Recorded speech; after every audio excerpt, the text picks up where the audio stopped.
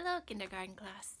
I'm so glad you can be with me for our Bible story about how important it is to give with a cheerful heart. One day, Jesus was with his disciples in the temple, watching the people who were bringing their offerings.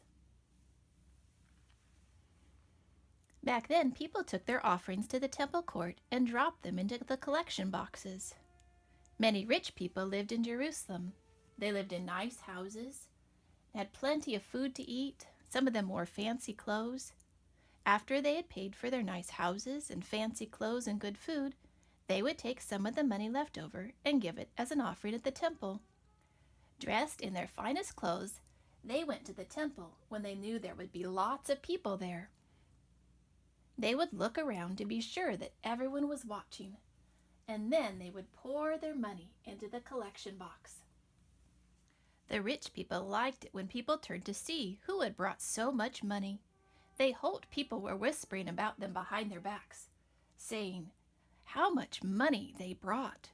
Why, he certainly is a rich man, and so generous too."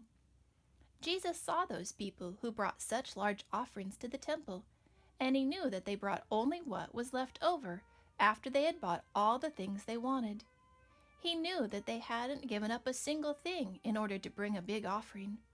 Then Jesus noticed one more person at the collection box.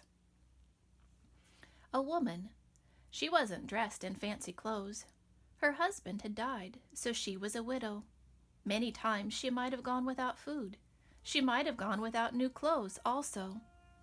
The woman waited until all the people with the big offerings were gone.